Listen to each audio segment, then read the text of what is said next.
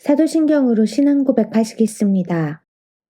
전능하사 천지를 만드신 하나님 아버지를 내가 믿사오며 그 외아들 우리 주 예수 그리스도를 믿사오니 이는 성령으로 잉태하사 동정녀 마리아에게 나시고 본디오 빌라도에게 고난을 받으사 십자가에 못 박혀 죽으시고 장사한 지 사흘 만에 죽은 자 가운데서 다시 살아나시며 하늘에 오르사 전능하신 하나님 우편에 앉아 계시다가 저리로서 산자와 죽은 자를 심판하러 오시리라.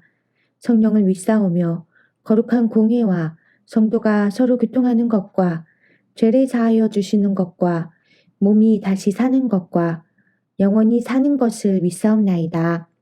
4월 24일 토요일. 오늘 우리에게 주시는 말씀은 시편 105편 1절에서 4절까지 말씀입니다. 여호와께 감사하고 그의 이름을 불러 아뢰며 그가 하는 일을 만민 중에 알게 할지어다. 그에게 노래하며 그를 찬양하며 그의 모든 기이한 일들을 말할지어다. 그의 거룩한 이름을 자랑하라. 여호와를 구하는 자들은 마음이 즐거울지로다. 여호와와 그의 능력을 구할지어다. 그의 얼굴을 항상 구할지어다. 아멘. 한국인의 음악에 대한 재능과 애정은 세계적입니다. TV 음악 프로그램들을 보면 등장하는 사람들의 실력이 대단합니다. 그런데 과연 노래를 잘 부른다는 기준은 무엇일까요?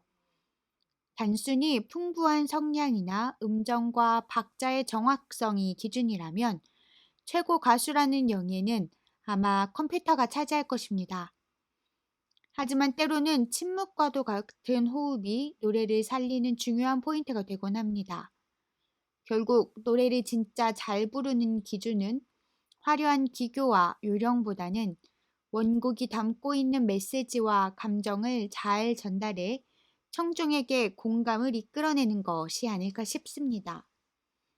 시편 105편을 부른 다윗은 성경에 기록된 최고의 싱어송라이터입니다. 특별히 그는 오늘 말씀을 통해 어떻게 하면 자기처럼 멋진 가수가 될 수 있는지 자세히 설명하고 있습니다. 먼저 찬양의 주인공이 누구인지 알아야 합니다.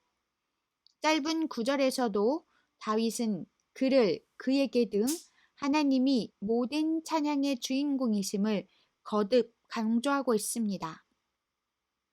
찬양을 부르면서 때로는 내 감정과 상황이 앞서기도 합니다. 하지만 결코 잊어서는 안 됩니다.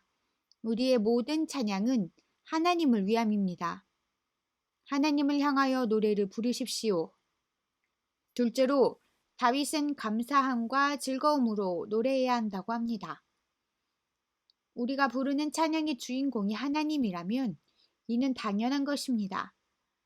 하나님은 세상과 인간을 창조하시며 가장 먼저 보기에 좋다고 하셨습니다.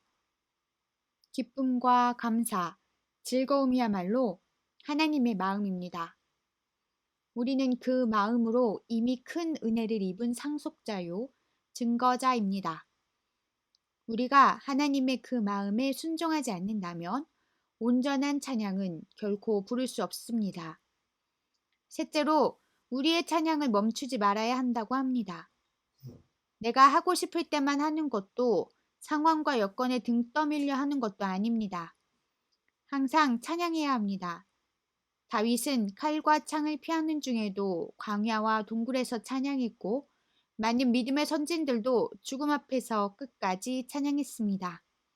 찬양에는 참으로 큰 힘이 있습니다. 다채롭고 화려한 이 시대를 살아가는 우리가 더욱 붙들어야 하는 것은 하나님을 향한 힘있는 찬양, 그리고 믿음의 고백입니다. 다윗이 고난 가운데서도 그랬던 것처럼 이제는 우리가 찬양하고 고백할 차례입니다.